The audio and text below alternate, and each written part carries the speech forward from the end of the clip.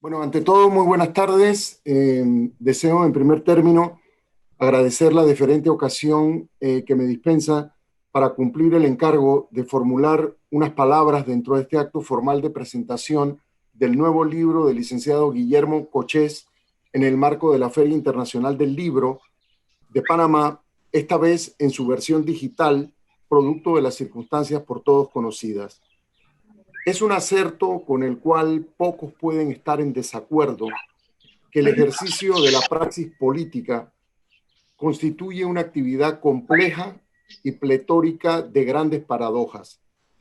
Quienes han decidido dedicar su vida a la práctica de la política han podido experimentar en su piel que la actividad implica el recorrido de un camino áspero que exige a quien lo emprende una entereza y una buena dosis de inspiración e ideales para no perder el norte en el tránsito. Destacados cientistas políticos han venido desde hace varios años centrando su atención científica en la forma como se gestiona la política y han advertido que la misma exhibe unos componentes que permiten calificarla como una carrera. Manuel Alcántara Sáez, en su obra El oficio de político, rescata un concepto diciéndonos que la carrera política es un proceso que recoge en su seno una maraña de instituciones, inquietudes personales, que ya, como ya señalara Max Weber, mezclan ambición con vocación, a la vez que paulatinos reacomodos circunstanciales que son fruto de la negociación, el éxito o el fracaso, así como el azar. La carrera política, señala Alcántara, tiene un carácter longitudinal que acoge diferentes reacomodos derivados de la vida política, dando en cada momento respuesta al propósito de la misma. Lo que he señalado viene a cuento con ocasión de esta obra que el autor, en un gesto deferente que aprecio y valoro, me ha pedido que haga unas palabras en este acto. Es un hecho ciertamente indiscutible que el licenciado Guillermo Cochés Farrugia ha dedicado desde muy temprano su vida al desarrollo de una carrera política. El autor ha decidido hacer una pausa reflexiva en su ajetreada actividad profesional para evocar pasajes que él estima relevantes de su dilatada carrera política. La presente obra, hay que decirlo, no es un libro de historia de la política nacional, ya que el autor no ha pretendido hacer un estudio exegético riguroso con cita de fuentes bibliográficas que dan sustento a referencias. Tampoco es un prolijo cúmulo de recuerdos biográficos atesorados a lo largo de su vida. La obra, si se quiere, es una suerte de bitácora de viaje que contiene un elenco de variados episodios de historia política nacional en las que el autor tuvo oportunidad de relacionarse, sea como protagonista o como testigo de excepción. En ese sentido, Cochés Farrugia hace un esfuerzo de relato histórico como él la vivió y la interpretó.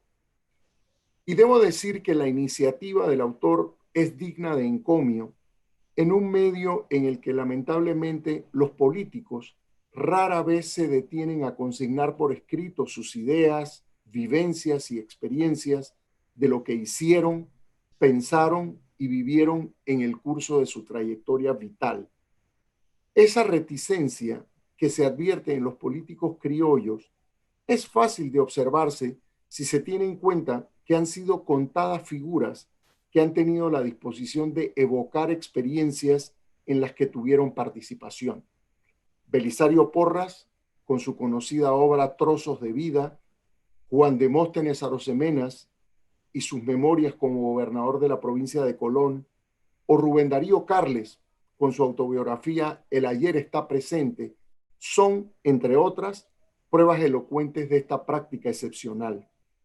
Ahora, el autor de la presente obra persigue compartir de forma coloquial sus vivencias y opiniones acerca de una serie de acontecimientos políticos relevantes en los que intervino y de personas con las que interactuó.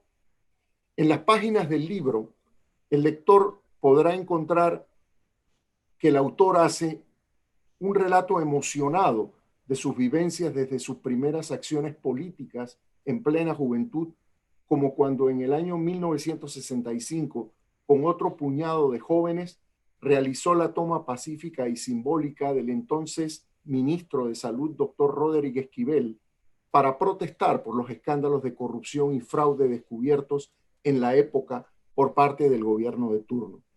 En el libro, el autor señala los nombres de las protagonistas y los pormenores del incidente. Igualmente, en el curso del relato que expone Cochés, se da cuenta de la activa participación de resistencia que desarrollaron los grupos democristianos al cual perteneció desde su primera juventud frente al golpe militar que derrocó en octubre de 1968 al entonces presidente Arnulfo Arias Madrid. En verdad, este hecho histórico puede decirse que marcó una porción importante del trayecto político vital del autor, ya que dedicó sus preocupaciones al objetivo de combatir al régimen político imperante y reclamar con gran denuedo y vehemencia el restablecimiento e implantación de una democracia que garantizara la libertad y prosperidad del pueblo panameño. El licenciado Cochés Farrugia ofrece en su trabajo una serie de detalles poco conocidos de su intervención en episodios políticos acaecidos en nuestro país.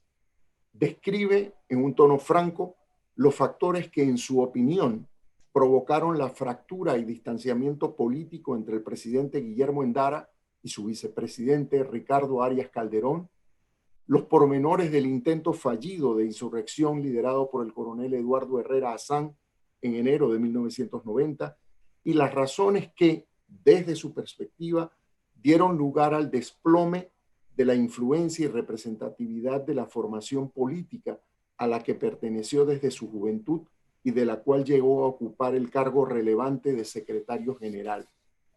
Cochés Farrugia ha sido y es un hombre controversial y polémico, y no ha rehuido la ocasión para expresar sus opiniones y puntos de vista acerca de acontecimientos y de personas.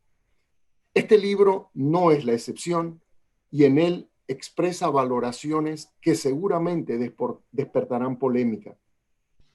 Tal es el caso, por ejemplo, del relato de sus acercamientos a uno de sus más enconados adversarios, como lo fue en su momento el general Manuel Antonio Noriega, cuando se encontraba detenido, y sus gestiones personales por conseguir que éste en sus últimos días hiciera una declaración de perdón colectivo por las acciones cuestionables que ejecutó cuando ostentaba el dominio absoluto del país.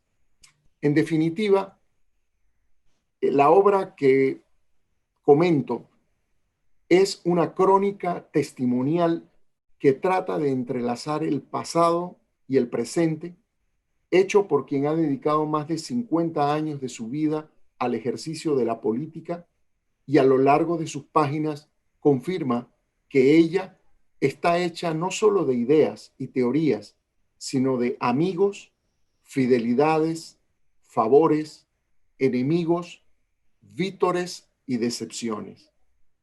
Quiero extender finalmente mis parabienes al autor por este nuevo esfuerzo editorial. Muchas gracias. Muchas gracias, Adán Arnulfo. Para mí es un placer que hayas prologado el libro y quiero decir que en estos 57 años de vida política he vivido con más o menos intensidad tres épocas que quiero que los jóvenes de hoy las entiendan, las miren, las analicen, porque como dice mi libro, luchar sin permiso, así tiene que hacer la juventud. Atreverse a seguir adelante, como cuando en 1965 25 jóvenes demócratas cristianos fuimos a protestar pacíficamente por la corrupción del gobierno liberal y nos metieron 20 días presos. Salimos al séptimo, pero conocimos los rigores de la cárcel modelo. Y los 21 años de dictadura los vivimos intensamente porque conocimos a lo que llamaron la dictadura blanda, la dictadura tranquila de Omar Torrijos Herrera, pero que también persiguió a muchos panameños e hizo que muchos panameños se fueran del país, que muchos panameños desaparecieran, como el padre Gallegos. Vino posteriormente los tratados y nosotros los demócratas cristianos, recuerdo perfectamente, hicimos nuestros planteamientos de por qué había que votar que sí o por qué había que votar que no, qué era lo bueno y lo malo de los tratados. Yo voté que no, pero no me arrepiento de haberlo hecho, porque en ese momento no teníamos democracia. Y creo, como digo en el libro, que si no hubiese habido un régimen militar, jamás Panamá hubiese podido firmar un tratado como se trató en 1968 en el gobierno liberal de ese entonces. Vino la dictadura represiva de Manuel Antonio Noriega y todos vivimos esa época de tanta lucha, de tanto cuestionamiento a lo que existía y dimos de todo de nosotros hasta la prisión. El 27 de noviembre de 1989 fui apresado por la dictadura cuando regresaba de Miami, de estar en la OEA y estar dando una charla en Alemania sobre lo que pasaba en el régimen. No me importó la amenaza de que iban a poner preso a los que estuviesen hablando mal del gobierno. Y así salimos adelante. Vino la invasión con un pueblo panameño totalmente unido en torno a la salida de Noriega y fui nombrado alcalde desde el cual serví, puesto desde el cual serví con el mayor ahínco. ¿Para qué? Para renovar la ciudad, para renovar la lucha, la mística que si bien se sintió en 1989, en los 6 gobiernos que han seguido, en una u otra forma se ha ido perdiendo. Y eso es lo que nos tiene hoy, así como estamos frustrados, y tiene a la juventud que piensa que todo se ha perdido. En el gobierno de Endara supe cómo se redistribuyeron los puestos, como ocurrió en los gobiernos anteriores. Endara pidió para su tío el cargo de director de la Caja de Seguro Social. Billy Ford pidió para su sobrino la zona libre de Colón y para su hermano la embajada en España. Arnulfo Escalona, líder de los liberales, pidió el IDAN para su hermano. Y nosotros los demócratas cristianos buscamos a los mejores, muchos que ni siquiera estaban inscritos en el partido para ocupar los cargos en ese gobierno de reconstrucción nacional. Vino Pérez Valladares y Pérez Valladares se quiso perpetuar en el poder con su afán de reelección. Hizo un buen gobierno a mi juicio, pero lo dañó todo cuando intentó reelegirse y nosotros combatimos esa reelección. Vino Mireya Moscoso, un gobierno totalmente desastroso y lleno de corrupción. Siguió Martín Torrijos, que como todos sabemos, si bien lo apoyamos en la ampliación del canal, sirvió para el inicio de todo lo que hemos sabido de Odebrecht con la famosa cinta que no se llamaba costera, sino cinta coimera. Y vino Martinelli con sus arbitrariedades. Si bien serví en la OEA bajo su gobierno, reitero que nunca serví a nombre de nadie, sino a nombre de la República de Panamá. Me destituyó por mis denuncias de lo que había ocurrido, lo que estaba ocurriendo en Venezuela, y que si me hubieran oído, quizás se evitaría la tragedia que hoy vive el pueblo venezolano. Y Varela, que en cada momento que salía con una mentira, nos encargábamos de rebatírsela, como cuando quiso también darle la ribera del canal para la embajada china. Fuimos nosotros los que alertamos a la nación de lo que pretendían. En este trabajo no incluyo al gobierno de Nito Cortizo, y desde ya les anuncio que estoy pensando en mi próximo libro, Al despeñadero que nos llevan, porque si seguimos en los 13 meses de gobierno de Laurentino Cortizo como vamos, de seguro que llegaremos a un despeñadero como ha ocurrido en Venezuela. Por eso lo quiero evitar, y que espero y confío en que seguirá por mejores rumbos lo que hoy vemos tan distorsionado. Licenciado Cochés, sí. Buenas tardes. Permíteme saludar al doctor Adán Arnulfo Arjona por esta síntesis tan maravillosa que ha hecho de tu libro. Él mencionaba que parece tu libro estar dirigido a la juventud, tener un mensaje a la juventud. Permíteme entenderte cuál es el mensaje que se contiene, cuál es el aprendizaje que puede sacar la juventud del libro que nos presenta esta tarde.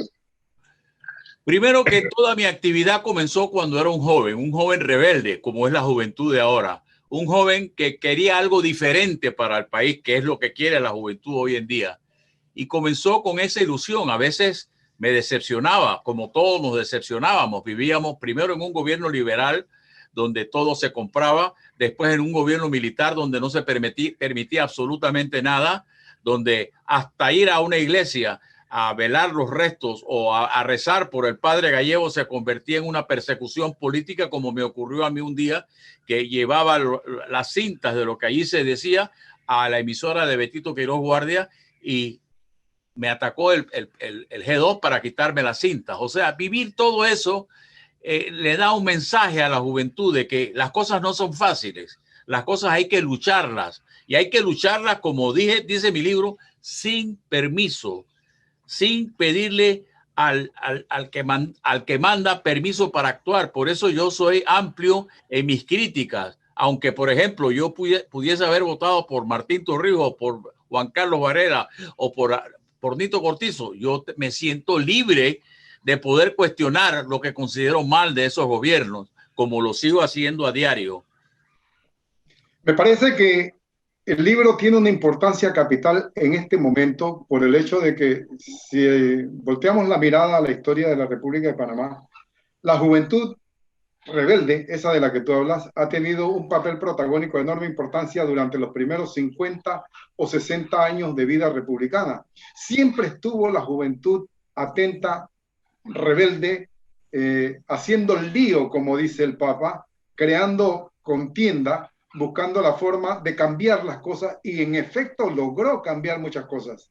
Pero se ha producido una época en la que pensamos, y no pocos pensamos, que la juventud ha quedado en alguna medida adormitada, en alguna medida anestesiada, y pareciera como que hubo un desfase en donde la sociedad, la humanidad, no cumplió esa misión de transferir los valores actuales a las próximas generaciones. Como que alguien ha omitido su función. Entonces este libro pareciera venir a poner una idea de cómo hacer las cosas para cumplir el papel de rebeldía, el papel de transformación, el papel de provocar cambios, el papel de refrescar la sangre que debe correr en la sociedad, que debe reforzar, que debe vitalizar a la sociedad. Y entonces me parece que esa experiencia pudiera servir a la juventud. Por eso me parece recomendable este libro, Luchar sin permiso, por cuanto no te da la idea de que seguir como estamos pudiera llevarnos por ese despeñadero del que estás hablando. Entonces se necesita refrescarle a la juventud esa rebeldía, ¿no te parece? Sí, claro, Raúl, yo creo que hay algo importante y un mensaje de que no hemos aprendido la lección. Cuando se dio la invasión y entramos al gobierno, la gente hablaba de justicia, libertad y democracia. Quizás ha habido democracia bastante formal por aquello de, entre comillas, por aquello de que hemos elegido los presidentes sin fraude, pero ¿qué clase de legisladores hemos escogido? ¿Qué clase de representantes, qué clase de alcaldes hemos escogido? Nos ha fallado la clase política. Hemos visto que en todas las gestiones que he dicho ha habido una transmutación de ese pensamiento que piensa que el cambio debe seguir adelante. Lo vimos con Martinelli, lo estamos viendo después de prácticamente 6 años o 7 de haber terminado Martinelli. Estamos viendo las consecuencias de todo lo que hicieron en ese periodo. Estamos viendo ahora lo que pasó con Varela. Lástima que todavía no se haya comenzado a ver lo que pasó con Torrijos, pero es una situación que cuando el joven ve lo que pasa en la asamblea, lo que pasa en la corte hoy, que no sabemos qué es lo cómo se maneja la pandemia, con qué leyes estamos viviendo, si hacen todos los días una cosa diferente. Entonces, eso causa frustración, pero esa frustración debe volcarse hacia buscar mecanismos de cambio, y el único mecanismo de cambio es la participación activa, preocuparse. Si yo quiero cambiar lo que tenemos, yo tengo que mirar un poco hacia atrás para ver cómo se hizo antes. Como tú dices, los cambios en el 9 de enero fue la juventud la que participó. En el 89 la juventud echó a un lado a la dictadura. Yo creo que ese papel y nosotros los jóvenes en aquel momento, yo estuve en el 9 de enero, y todo eso debe servirnos de lección para que podamos seguir adelante. Entonces, este mensaje de 3 etapas, repito, antes de la dictadura y la democracia, entre comillas, porque así lo ven los jóvenes. ¿Creen ellos que hay democracia? En lo absoluto. ¿Creen ellos que se hacen buenas leyes? En lo absoluto. Entonces, busquemos mecanismos para cambiar todas esas cosas, porque si no, vamos al despeñadero. Esa búsqueda de mecanismos que tú le sugieres a la juventud en este sendero por el que vamos, pareciera estarse reflejando en el libro que tú presentas, en donde se pueden encontrar modelos de participación ciudadana para provocar cambios en la convivencia social hacia una especie de perfeccionamiento, de mejoramiento de la sociedad. Pero dime una cosa, en esa, como dijo el magistrado Arjona en su presentación, en esta praxis política se tienen muchas satisfacciones y se tienen muchas decepciones. ¿Cuál nos dirías tú que son las mayores satisfacciones que has tenido en esa praxis política que le pudiera ser útil a la juventud a la que te estás dirigiendo, y qué decepción pudiera encontrar la juventud en esa búsqueda de camino? Mira, cuando descubrí lo que ocurría en el IDAN con los empleados, el IDAN era una entidad que se le había cedido en el gobierno de Mireya Moscoso a Ricardo Martinelli. Cuando descubrí que allí se cobraban cuotas para darle al partido, para ayudar al partido en sus actividades, muchos me dijeron: Willy, no te metas con Martinelli, eso va a ser un lío tremendo. Lo hice de frente. Nos fuimos al IDAN, pusimos la denuncia ante la Fiscalía Electoral. Eso me costó mucha tribulación. ¿Por qué? Porque me persiguió, porque él era una persona en ese momento intocable. Me secuestró el salario de la universidad, las mismas cosas que hace ahora mismo, pero salí victorioso al final. ¿Por qué? La Fiscalía Electoral condenó a los 13 que estaban involucrados. No le hicieron nada a Martinelli, que yo cuestioné por qué no lo hacían. Pero esa fue una satisfacción.